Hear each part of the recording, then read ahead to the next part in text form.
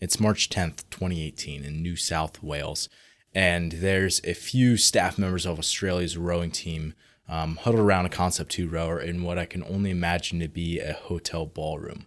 Barefoot and shirtless, Josh Dunkley Smith rips on the handle at 34 strokes per minute in what will become the fastest 2K ever recorded on the Concept 2 rower. He grits through the final few pulls and the end screen shows 5:35. That's under a minute and 24 seconds per 500 meter split pace. On the ergs, there's no way to hide from a lack of capacity. Either you have it or you don't. So whether you're rowing or biking or skiing or running, you have to be willing to put in the time to get the adaptation. So you want to be great? Let's talk about how you can master the machines. Hey, it's Ben Wise, and this is The Fitness Movement.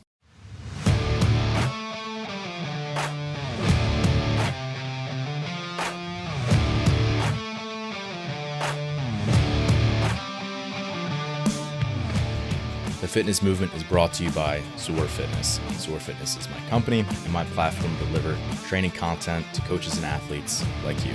The site has educational resources on everything from program design and exercise physiology to skill progressions and movement breakdowns. And in terms of programming, we have our online training program, The Protocol, and I also offer one-on-one remote coaching. It's all at one place, zorfitness.com. So today's episode also has a video version. So if you're someone who's just listening to this on an audio-only platform, realize that on YouTube, I'm going to occasionally start posting some podcasts that have also a video version. So if you're someone who really enjoys the video version, be sure to head over to YouTube and check that out.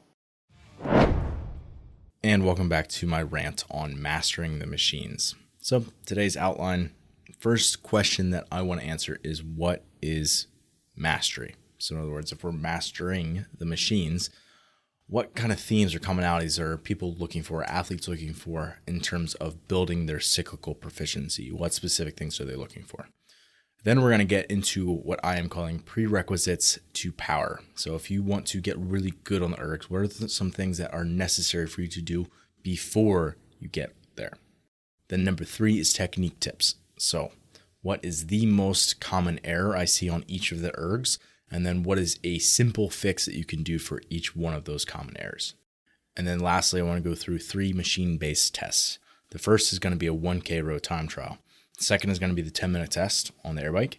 And number 3 is going to be triple 3. So the workout triple 3, which was 3K row, 300 double unders, 3-mile run.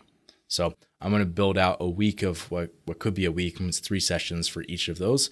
And what could be like the first week of training and how you can progress each one of those sessions that would be appropriate, because those are sort of 3 different unique tests. And really, you could probably figure out a way to build out a progression for really any cyclical goal based on those parameters. So let's begin. What is mastery? Mastery is subjective. It's an idea, a concept of you getting closer and closer to your best self. And I kind of want to summarize and distill down what some of the conversations I've had with athletes about cyclical performance and trying to get to their best self. Here are some of the themes that I've kind of felt we can boil down mastery of the ergs into. So it could be improving your comfort on the ergs. So this is both physical and psychological. So for example, what can I do to help my butt not fall asleep on the Concept 2 rower, for example? Or it could be something psychologically, like how do I get comfortable being uncomfortable? 2 is your ability to go long. So in other words, like endurance events, being able to add duration and sustain somewhat of a reasonable output across that time, right? It's not just about, finishing the marathon. It's like, I want to run continuously for the whole marathon at a certain pace, right? So again, if we're talking about what is mastery of something that is an endurance expression, it's something where you can sustain that for a long period of time. So ability to go long, we could also say the ability to be able to go hard, right? So it's a higher output, shorter duration event. We could call it like some sort of like a fixed distance, for example, a time trial. So something like a 1K row time trial or the 10-minute test on the air bike are both great examples of ability to be able to hold a high threshold for a certain period of time. And then lastly, I would say it's also your capacity of doing mixed tests. So things that have different movements that are incorporated in them. simple example could be something like a triathlon, right? Where it's swimming, biking, and running. And we could do something that is very similar in CrossFit, for example, 333, or it could be something like a Metcon where it's very high intensity and the cyclical component is a relatively small chunk of that total work that you're doing. But again, ability to be able to express your capacity on a number of different tests that are mixed. So improving your comfort, the ability to be able to go long, ability to be able to go hard, and your capacity to do mixed tests. Next, I want to go over some of the prerequisites to power. So this is, if you want to produce power, this is what you need to have before you're going to be able to do that. Step number 1 is to learn the correct technique for whatever erg we're talking about, whatever machine we're talking about. We're going to get deep into that in the next section. Step number 2 is to build a base. So this is sustainable work. We could call this your oxidative capacity. So it's your aerobic engine, right? You're just building a big base of contractions, right? It's your ability to be able to produce muscular work and have that far end muscular endurance as a quality. And there's going to be a whole bunch of physiological, responses that occur and adaptations that occur as a result from this. Everything from building your capillary density, so you have more networks of blood vessels to be able to carry oxygen to working muscles. We'll have adaptations that occur to cardiac tissue. So literally your heart will be able to expand the chambers and be able to take on and be able to, basically put out more blood at a single shot with stroke volume. Your hematocrit levels will improve. So things like red blood cell count, right? Even your respiratory tissue. So your diaphragm might become more fatigue resistant, right? There's all these qualities that we're trying to drive as a part of this aerobic base building that's taking place. If you're someone who's curious as more of the physiology about this, I did a really good episode. It's one of my favorites with Matt Webke of the Gains Lab. In his words, having an oxidative engine is maybe 40% of the equation for building an engine for CrossFit, right? And I'm paraphrasing there, but that was sort of what he thought about the subject. And he goes deep on that. That was episode number 26 if people are interested and want to listen to that one. The thing that I think is important that we understand about building a base is that building a base, people think going long, and that's obviously true. If you want to be able to go for a long period of time, you have to build that aerobic base. However, it's also an essential supportive mechanism for shorter duration events. So even if someone is what we might consider to be like a lactic athlete, where they're sort of in a maybe 5 to 15 minute time domain, right? If they're doing a 2K row, you still need a really big base of support to be able to express appropriately on a test like that. I have a really good example here. Erin Cafaro, she's actually in the CrossFit space. She married Brian McKenzie of what was CrossFit Endurance and Power Speed Endurance. And she actually ran Power Speed Endurance for a while. Anyway, she is a 2-time Olympic champion in rowing, and her race was the 2K. And for her, and I forget if it was a partner or team, but it was a sub 6-minute event for them. So it's a very lactic event, short, powerful. Her weekly volume when she was training for the Olympics was over 200,000 meters per week. So let that sink in for a minute. Even if she was, let's say she takes a day off, right? Which I'm sure she did. That leaves 6 training days in a week. That means over the average of that week, as an average, she's rowing over 33,000 meters a day. Again, this is for a sub 6-minute event, right? Obviously, that's going to change over time and undulate as she gets closer to competition and tapering and peaking, the whole deal. However, understand that's the kind of base that we're talking about. It's really big. It's really broad. It's allowing and supporting the other adaptations that are coming above that. So learn the correct technique, build a base, and then 3 would be build pace tolerance. So this is with unsustainable work now. So we've done the sustainable work. Now we're adding a layer on top of that with unsustainable work. So this is your ability to either get to or to be able to hold for a longer period of time a particular pace. So different communities are going to call this different things, right? Like runners might call this, their tempo day or tempo run. People might call this VO2 max training. People will call it like repeats, lactate threshold. Race pace for like people who are doing shorter events. All that kind of language is kind of talking about like, hey, we're at a threshold and we're trying to maintain that for as long as we can. We rest and we repeat. So it's anytime you're having to rest and repeat, that's unsustainable work. And that's an important distinction to make here.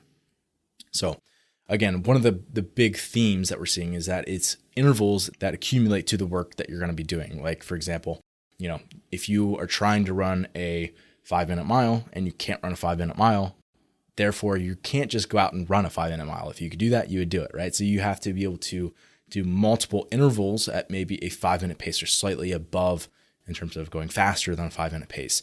And that way you can allow that work to accumulate over multiple intervals to possibly be way more than a mile at that pace, right? So it's a way to accumulate really specific pace in terms of work.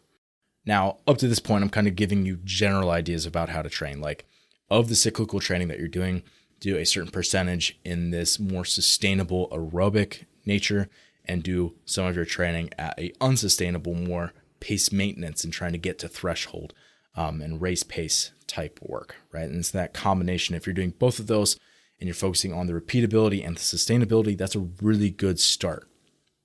But I'd also say it's not enough. Step number 4 is to get specific. So general training for general goals will get you generally fit.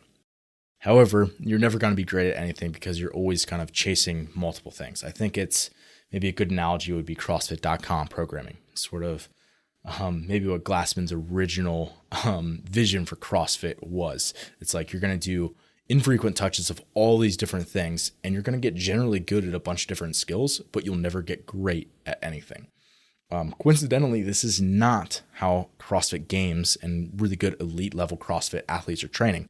Because again, the goal is not to be generally okay at everything. The goal is to be the very best that you can be at tests the way they're going to appear in the CrossFit, maybe semifinals and games, right? So you're optimizing for those types of tests. So we need to be the best that we very can be at combinations, unique combinations of, box jump overs and burpees and ring muscle ups and double unders and snatches and rowing, right? You need to be good at all those different things. However, it's still a relatively narrow window as to actually what you need to be good at. And contrary to popular belief within the CrossFit community, CrossFit athletes are not good at everything. Put the average elite world-class CrossFit athlete on the start line of a local 5K run. And they're going to beat a lot of the couch to 5Kers, but a lot of the recreational runners who don't even take it very seriously will beat that elite CrossFit athlete. It comes back to things like the SAID principle, specific adaptation to imposed demands. Basically, whatever you expose yourself to is what you're going to adapt to and get better at. So if you're only running, you're going to adapt to running really well. Whereas if you put a bunch of inputs, so to speak, into your system, you're going to get a varying number of outputs, right? You're never going to get really good at that one thing. In CrossFit is what we would call concurrent training, meaning that you're trying to get better at more than one thing at a time. I actually did a guide on concurrent training and had 2 different videos that I have public for free that you can watch. I will link to them in the show notes. The first one is combining powerlifting and running. Like, for example, if someone wants to do a powerlifting meet in their off season and they also want to do like a half marathon race later in the year, how might they combine those 2 things? I also did a second video for a CrossFit athlete of how they would get better at a row progression and also getting stronger in their Olympic lifts at the same time. So those are 2 examples of concurrent training. I have 2 very detailed videos showing a specific programming. You can get access to the spreadsheets, the whole deal, if you go to the show notes and check them out.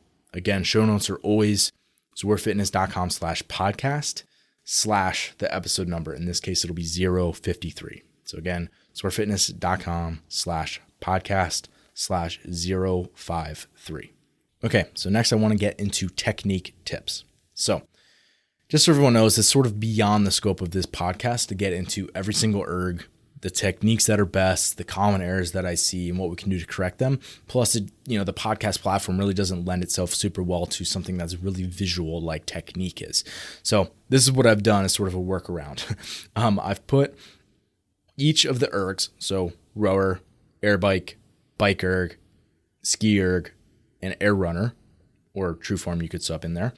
And for each of those, I listed out a whole bunch of technique videos on different topics that will be relevant to each of those and how to optimize your technique for each of those implements.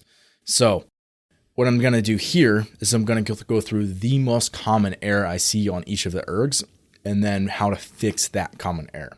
So if you want, again, to be able to see all of those technique videos, show notes, it's where everything's linked out, zorfitness.com/podcast/053. Let's get into the most common mistakes and how to fix them. Let's get into the rower. Excluding damper setting, because I think that is probably the most common error I see. Basically, what you should know about damper setting is, no one should be on a 10, no one should be on a 1. Put it somewhere in the middle, and you'll probably be okay. Besides damper setting, the most common error that I see is errors in sequencing the pull and the recovery. So the pull should basically follow this sequence of the legs drive, then the hips open, then you pull with your arms. And then on the recovery, in other words, going back in, right, it's going to be the mirror opposite of that. So you're going to unbend your arms, right? So now it's arms, hips, and legs. So legs, hips, arms, hips, legs. And you're going to follow that basic sequence, and it shouldn't be really distinct. Like, you shouldn't just push with your legs and then open up, right? It's going to be this seamless blend of those three things.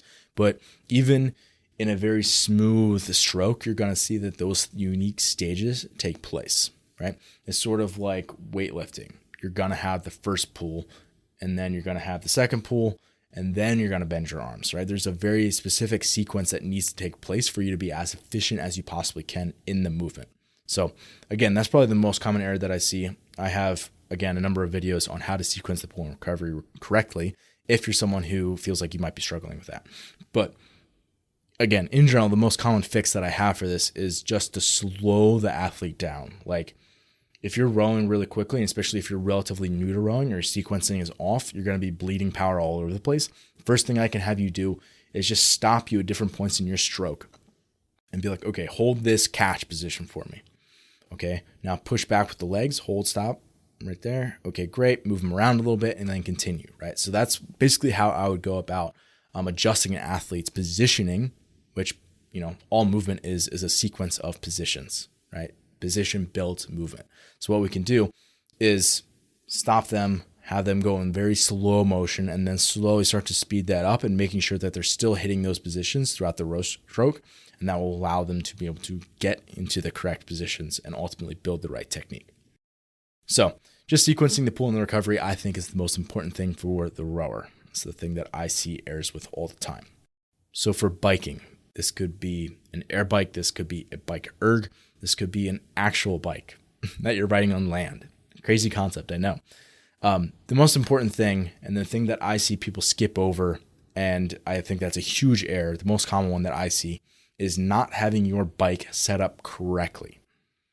I bought a road bike when I was in high school, and one of the first things that I did was have someone who is certified in how to position me on the bike fit that bike to my anthropometrics, right? So making sure that the seat height and the seat slide are exactly where they need to be, and the pitch of the seat is right? Where are the handlebars? How far are they from my, based on my torso length, and based on, again, each of the lengths of my body, how can I adjust it just a little bit so I can get a little bit more aerodynamic or a little bit more efficient, a little bit more leg power out of where I'm at, right? So obviously for a lot of things, like for example, a bike erg, there's a limited number of things that you can do, right? You can move the seat up and down. You could move it forward and back. Practically, most people aren't going to, right? And then certainly you can move the handle height, back, in the slide and also in the height, right? So there's limited things that you can do. What you need to do is figure out, what can I do to get as most efficient as I can in that position? The most common error that I see for the bike, again, regardless of which type it is that the seat height is not right. And generally, this is because the seat height is too low.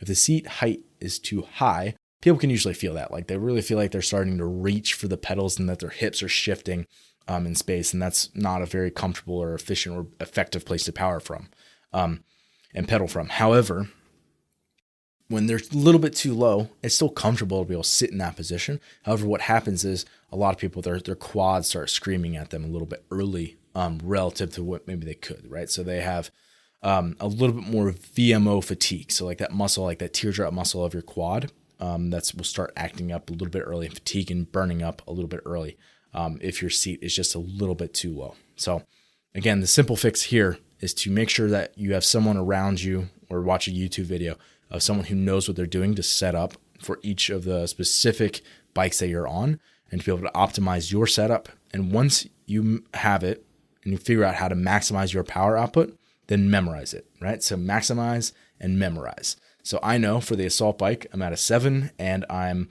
one notch from it being all the way back, right? And that's really the only things that I can adjust besides making sure that the feet are level, like the pegs are level. For the bike erg, I ride on a 15 and I make sure that the handle's all the way towards me and a good portion of the way up in the slide. Again, I have that memorized. It's something that I can do very efficiently. And it's something that I really took the time to figure out one time and that now I don't have to figure out anymore, right? I've memorized it. So maximize and memorize. Let's move on to the ski erg.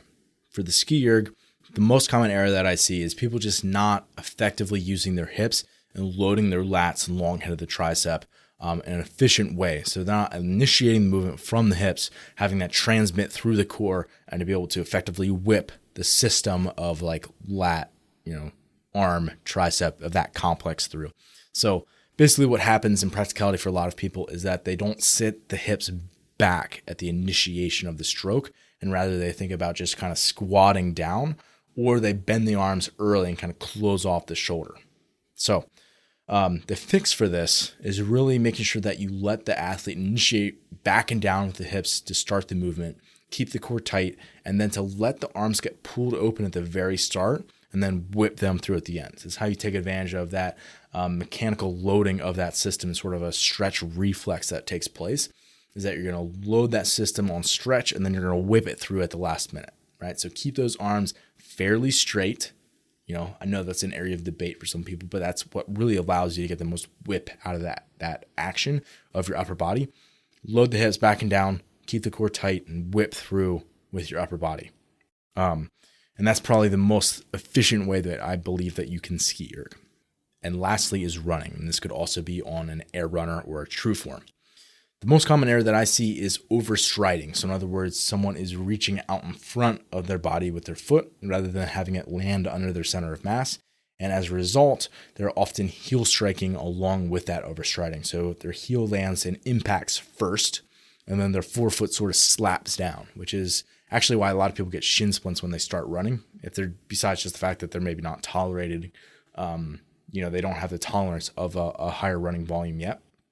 Besides that, it could be that they're overstriding, heel striking, and again, that forefoot kind of slaps down and their anterior tib can't handle the volume of that eccentric loading, which is one of the reasons why that can happen. Again, basically what's happening, that foot's landing out in front of the body, and it's basically acting like a brake every single step that you're doing. So you're out there, putting it out there, stopping yourself or slowing yourself down and then speeding yourself back up.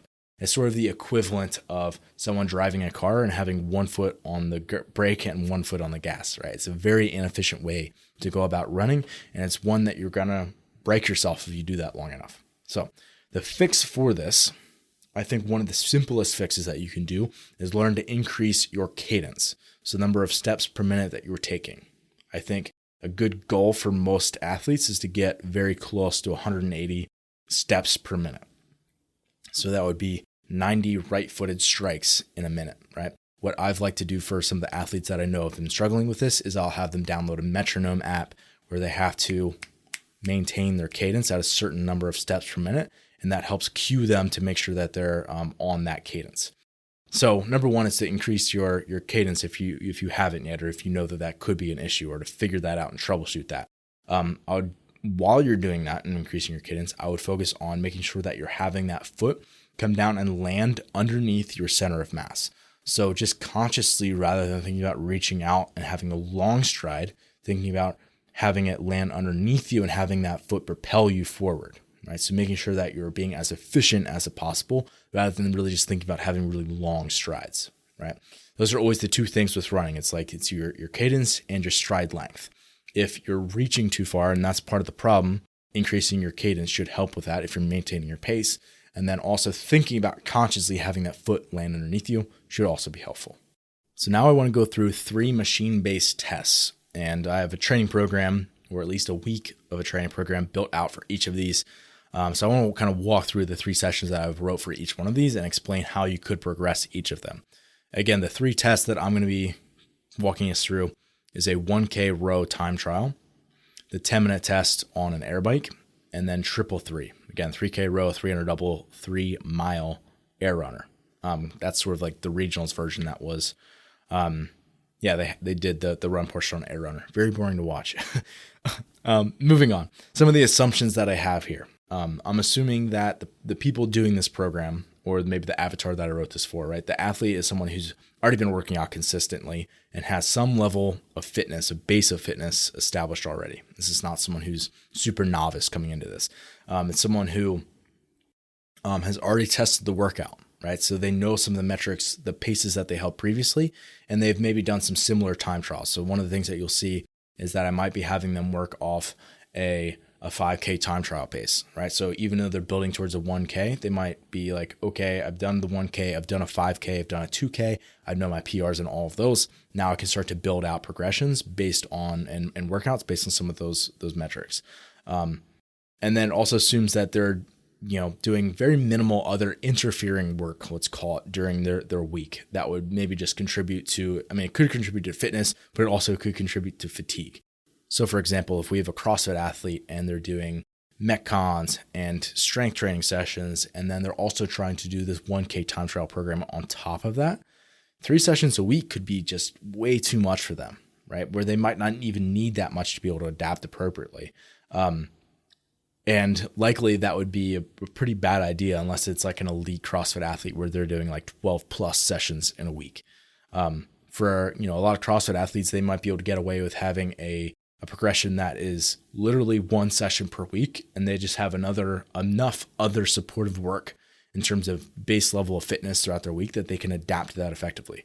So for example, if we get them on an air runner even once a week, they can maintain a lot of the run qualities that are necessary for them to be able to perform when they get to maybe a in-person competition where we know there might actually be running, by increasing that just a little bit if we just have them do that maintenance volume, right? So if we have someone and they are doing like a 1K row progression, it might be enough to have them do 1, maybe 2 sessions a week. And because they're doing running or rowing in Metcons, and they're doing it, having enough other base level of fitness for other things, it allows them to actually make progress. So again, I'm assuming that that's maybe not the case, where this person might be doing some other work, but it's not enough, or it's not interfering in those ways. So these 3 tests, I picked each of them because they're a different duration in terms of time that an athlete's preparing for. And as a result, there's going to be different qualities that are necessary to be successful in those events. So something like a 1K row time trial is very short, very powerful, somewhere in the neighborhood of 3 to 3.5 minutes for a lot of athletes. So again, a very sprint-based event. Something like the 10-minute test on the assault bike or the air bike, again, this is something that's definitely requires a lot of power output, but it also requires a lot of aerobic qualities as well to be able to express well on that. And then something like triple 3 is going to be significantly longer, the better part of an hour. A lot of people are going to take to do an event like that. So it's something that is much more endurance based and almost exclusively aerobic in that context. So those are kind of why I picked each of them. Let's start with the 1K row time trial. This is something that is very short, and because it's very short, it's going to require a lot of interval work in the training. Just because you can't sustain something that's such a high intensity, like sustainable work is not going to carry over very well to something as short as a 1K row. So again, as a result, you're going to have to do much more intensity and make sure that the intensity is really the thing that's driving a lot of the training progressions, right? And allowing the volume just sort of be a result of accumulating that intensity. And really the volume is going to be falling as intensity and the number of continuous efforts that you're doing. In other words, building towards the time trial to be building. So intensity falls as the intensity and the continuousness of the progression is building. So let's get into the 1K time trial sessions. The first session, session number 1 of 3. This is a repeat sprint ability. So you're holding above the pace that you're going to hold for the 1K time trial for a certain period of time. You'll rest and then you'll repeat. So here's the workout. It's a 15-minute external clock. You're going to be rowing at your max pace plus 8 seconds until failure. So in other words, your max pace, say you're male, and the fastest pace that you can get to physically possible on the rower is a 120 pace. You would be then holding a 128 pace for as long as you can, because that's your max pace plus 8 seconds. So 128 as long as you possibly can. Once you fail, you're going to rest 90 seconds, and then you repeat that with the goal being accumulate as many meters as possible across that 15-minute time domain. I'll read it one more time. I know it's confusing. 15-minute external clock. You're rowing at that max pace plus 8 seconds. So it'd be 128 until failure. Once you fail, rest 90 seconds and repeat. So it's a repeat sprint, just as it sounds, repeat sprint ability type workout. So for each of these sessions, I want to give you some ways that you could progress this type of session. So the first way that you progress it would just be to have it be auto-regulated. So in other words, you really don't change anything and you allow progressions in fitness, like as you get more fit, you're going to be doing more work or to get deeper in the workout. So in this case, if you were more fit and you had the exact same workout in the next week, week 1 you did this and you got, 1,200 meters on that workout. Okay. Then the next week you come back and you get 1,300 or 1,350. You're going to progress even though you didn't change the workout at all. So I would refer that as sort of auto-regulated. You could add time to the total duration. So in other words, it's a 20-minute external clock or a 25-minute external clock. You could increase the pace requirement. So in other words, instead of being your max pace plus 8 seconds, it could be your max pace plus 6 seconds. And then the next week plus 4 seconds, right? So it's really, really fast, really, really intense work. Or it could just be to decrease the rest time once you fail. So instead of resting 90 seconds between efforts, it could be rest 60 seconds, rest 45 seconds, rest 30 seconds, right? All ways that you could progress this.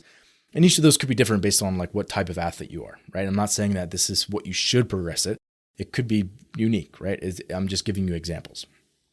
So the first session was that repeat sprint ability. Session number 2 is aerobic accumulation. So this is sort of the opposite end of the spectrum, doing some of the supportive aerobic work that's going to help you to be able to express the best you can when you actually get to that really intense work. Here's the workout.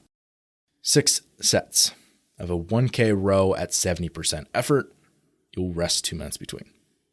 So the goal of those efforts is for them to be very sustainable, very repeatable. So 70% shouldn't feel like you're dying, right? And it should be 70% effort on your last interval. So again, getting up to 6 total K in terms of work in that session.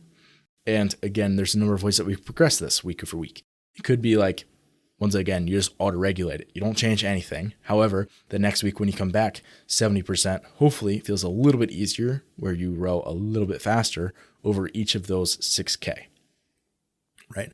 It could be that you increase the number of sets you're doing. So the number of the total volume or distance that you're accumulating increases as you go from 6 sets to 7 sets to 8 sets. It could be to increase the perceived effort, right? Instead of 70%, 75% effort, 80% effort. You could decrease the rest time between those where it's more continuous work instead of sort of intervals or like those really long intervals, or the opposite where you could actually make that where it's, a shorter interval, and that way you could push the intensity a little bit more. Again, you can get creative with it. There's all different ways that you could progress this. Session 3 is a race pace build. So here, you're basically exactly as it sounds. You are doing efforts at your projected race pace, and you're going to do these more continuously as you get deeper into the weeks. So the sample session that I wrote for this third session, 5 sets, is an EMOM for 3 minutes. Every minute on the minute for 3 minutes. You're doing a 30-second row at your 1K time trial pace. So again, let's say your 1K time trial pace, I'll use mine. Mine's a 135, right? So I'd be doing every minute for 3 minutes, I'm rowing 30 seconds at a 135 pace, right? And then after I go through that 3-minute EMOM, I will rest until an 8 out of 10 recovery. So what I think is 80% of fully recovered, and then I'll start back up into another 3-minute EMOM. So again, 5 sets of that 3-minute EMOM, and you're resting to an 8 out of 10 recovery between. If you're someone who wants to visualize these, I have this as a spreadsheet in the show notes. So again, be sure to check that out. So here's how I would progress this session. I would make sure that I'm progressing this in all three ways. So rather than saying you have to pick one of these, I'd make sure that you are progressing this particular session in all three of these ways. Number one would be to decrease the number of sets that you're doing. So rather than doing 5 sets, the next week you might be doing 4, the next week you might be doing 3. Decreasing the total working sets, increasing the rest time or the perceived recovery between. So an 8 to 10 out of recovery is subjective, right? I'm feeling like I'm 80% recovered. I could say you're wait until you feel like an 8.5 out of 10 recovery, a 9 recovery, right? Or 100%, like a 10 out of 10 full recovery between. Make sure you feel 100% before you go into the next one. And then I would also say that you're going to increase the work to rest ratio. So rather than this being a 3-minute EMOM of 30 seconds, week number 2, I would say it's probably going to be 35. Week number 3 might be 40. And eventually you're going to build to where maybe you're going like a 3-minute EMOM of 60 seconds, right? Where it's now continuous work. You're doing the time trial basically, right? So that sort of idea that you're building towards that continuous time trial type pace. Next, let's talk about the 10-minute test on the air bike. So this is for accumulative calories, meaning that you're getting as many calories as possible across that 10 minutes. So this is obviously a very lactic test for anyone who's done it. It is painful. So for something like this, you're going to be doing a lot of these sort of moderate duration, pretty hard efforts because that's what's required, obviously, to build towards that. So basically, you're building time at intensity. So it's somewhere in that middle ground. It's not sprint. It's not easy continuous work. It's somewhere right in the middle, that lactic zone. And the general idea that I want people thinking about is you're going to start with a relatively high volume program, and you're going to have that program or that volume slowly drop. And as that volume drops, the intensity of this program is going to increase. And the idea is that at the very end, you're at the highest intensity, the least amount of volume, and that's where you're going to be able to express across that 10 minutes the best you possibly can. So that being said, let's get into the 3 sessions. The first session, it's a 20-minute AMRAP, and it's a 22-second air bike at 65% of your max wattage. You'll rest as you need to, and then you're going to repeat that again as many times as possible, making sure that you maintain your wattage for that entire 22 seconds. So for example, if your max wattage is 1600, 65% might be 1100 or something like that, right? So you're going to hold that 1100 the entire 22 seconds. You're going to rest as little as you possibly need so that you can get as many reps, so to speak, of that 22-second sprint across that 20 minutes. Ways that you could progress this. Number 1 would just be to auto-regulate it. Again, so don't touch it, let it go, but allow your progression in fitness, like you got more fit, so you're going to be able to do more of those, quote, reps in that 20-minute time domain. You could also just increase the duration of the AMRAP. So instead of a 20-minute AMRAP, you move it to 25 minutes or to 30 minutes. You could increase the wattage requirement. So instead of 65% of your max wattage, it could be 70% of your max wattage, 75% of your max wattage. Or you could increase the sprint duration. Instead of 22 seconds, you can make it 24 seconds, 26 seconds, 28, 30 seconds. Good luck. But that is our extended sprint ability session. Session number 2 is aerobic accumulation, just like the 1K. So here, it's a 45-minute air bike at a zone 2 heart rate. That's it. Very simple, right? It's 70 for zone 2 in our model is 70 to 80% of your max heart rate. So this is something that is moderate. It shouldn't feel like death, but it also shouldn't be easy, right? It's again somewhere in that middle zone where you're going to get a good number of qualities from that work. So again, the first way you can do it, once again, auto-regulate it. Don't touch it, just let it go. But you should be able to, as your fitness improves, hold a higher wattage at that same zone 2 heart rate. So even if you average, 134 beats per minute across that 45 minutes this week and across the 45 minutes next week, hopefully instead of being at 250 watts, you'll be at 260 watts, right? It's just a little bit more, and as a result, you accumulate a little bit more total distance on the erg. You could increase the duration instead of 45 minutes, 60 or 75 minutes, right? You could move it to long intervals instead of continuous work. So for example, you could do 5 sets of 8 minutes on, 2 minutes off, right? Or what you could do, and I really like doing this sort of thing, is instead of doing on-off intervals where it's like work, rest, make it where it's high-low intervals. So harder work, easier work, but you're continuing to work the entire time. So an example could be 7 sets of 5 minutes at moderate pace, 3 minutes at an easy pace. And you're flipping back and forth between those two. So that's our aerobic accumulation session. Session number 3 is a race pace build. So there's a warm up. I'm not going to read that. The main chunk of this is a 10-minute EMOM of 30 seconds at your 10-minute test average wattage. So, for example, my average 10-minute test wattage was 420 watts. So, very simple, 10-minute EMOM. Each minute I'm doing 30 seconds at 420 watts. That's it. So it's a 1-to-1 work-rest ratio. And then you're going to progress this each week by just adding a little bit of duration to each of those minutes of the EMOM. So instead of it being 30 seconds each minute, you might make it be 35 seconds each minute, or 40 seconds, 45, 50 seconds each minute. The goal being like once you get to like 50 or 55 seconds, you really have almost zero rest before you're back at that pace again. And the idea then is that you're confident enough and that you've adapted enough of your physiology where then you can express the desired pace that you have across that entire 10-minute time trial event. So if you're someone who's curious and you want more resources on the 10-minute test, I have some resources that you can have available to you. Number one would just be the Assault Fitness app. So I created an aerobic power program for them, and the 10-minute assault bike test is one of them. And you can download that for free and get the entire 10-week program. I will link to that in the show notes. I'm sure if you just go to it like in your apps and search for Assault Fitness workouts, you will find that and you'll be able to find my program on there fairly easily. The second one would be our program on the website, Cyclical Supremacy. So this is a 12-week row, air bike, and run program, but the air bike portion of it, what we're progressing you to is a 10-minute time trial on the bike, right? Getting as many cumulative calories as you can, the 10-minute test. So if you're someone who's curious about those, again, I will link to them in the show notes.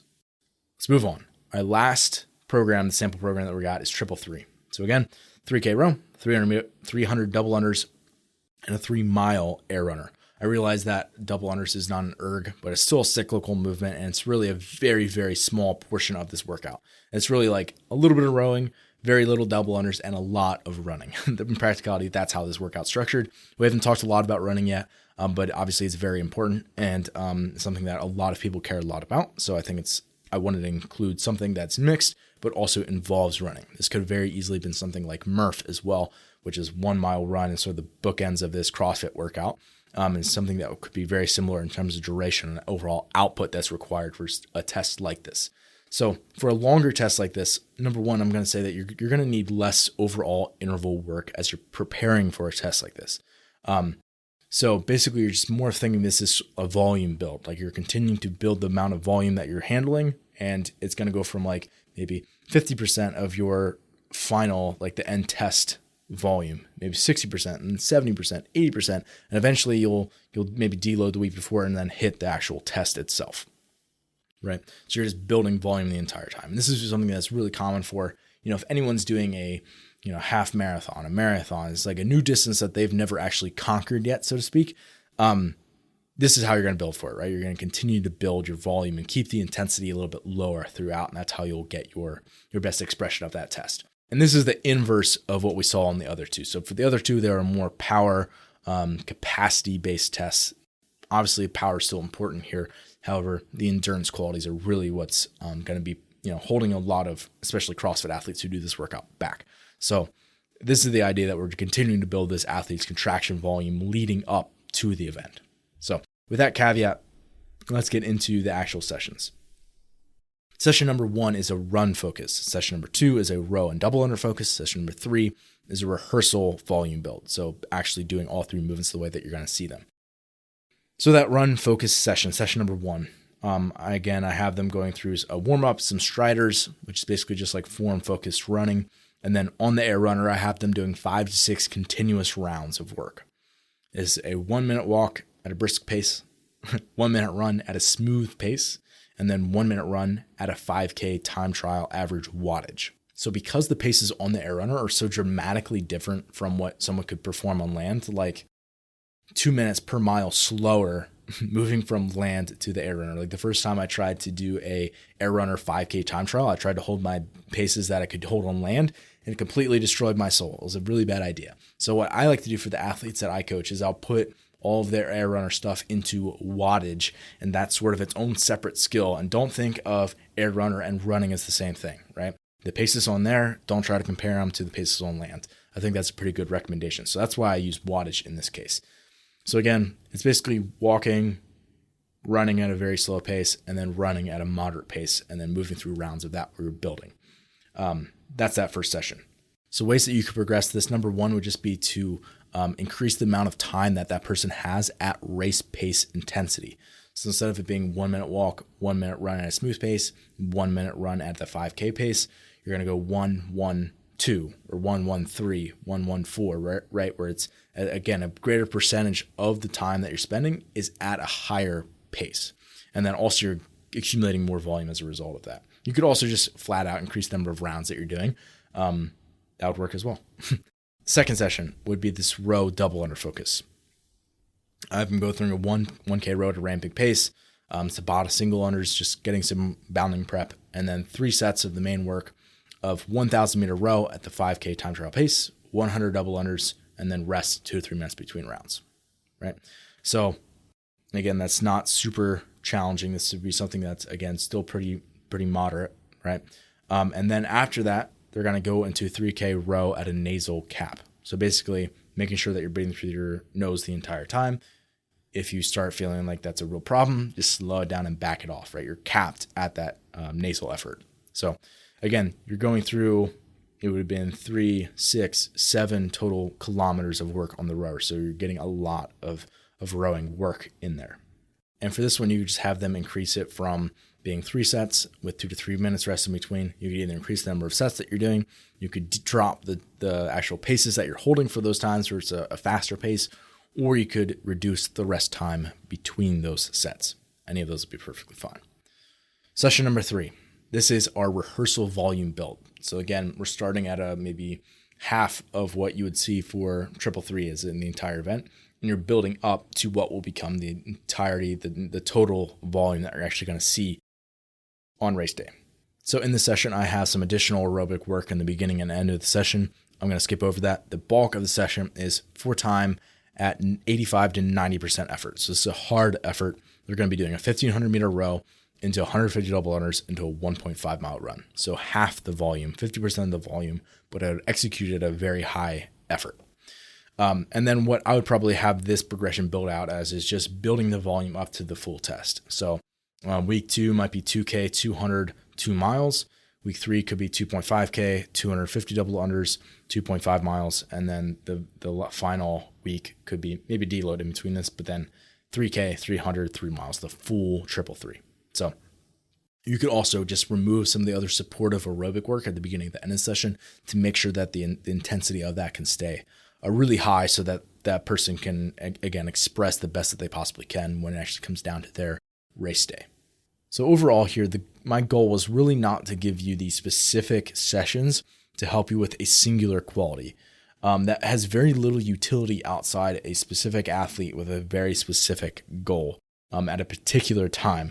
Rather, my goal was to help you develop a toolbox, a skill set to be able to think about how to develop erg-based cyclical movements and being able to think about how to structure and progress sessions based on your unique demands.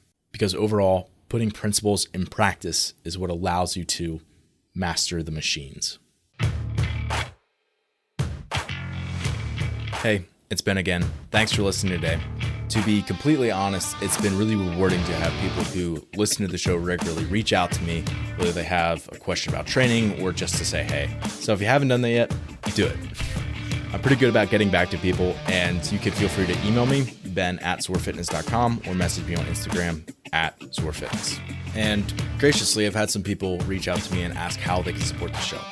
Number one way that you can support the show if you are a regular listener is just by rating the show. Most apps have a platform where you can actually rate it, and on Apple Podcasts, you can write a review as well. This is super helpful in having other coaches and athletes find the podcast, but also just having it grow and for me to continue to want to put out more and more content. Also, I'm going to be posting more full episodes of the Fitness Movement to our YouTube channel. So if you're someone who actually enjoys seeing my face when I talk, you can head over to YouTube and subscribe if you please. And if you're someone who is watching on YouTube, you have the ability to like our videos, but then you can also comment on the video if you have questions about the episode or if you want to suggest a topic for a future episode. And lastly, if you're someone who really does value what we're putting out, I would encourage you to hire a coach. For me, coaching is the bulk of my job, and it's what I believe I do best. So if you're an athlete or a coach looking to up your fitness game, be sure to reach out. You can message me on Instagram @ZorFitness or email me ben@zorfitness.com. Thanks again for listening today, and as always, stay the course.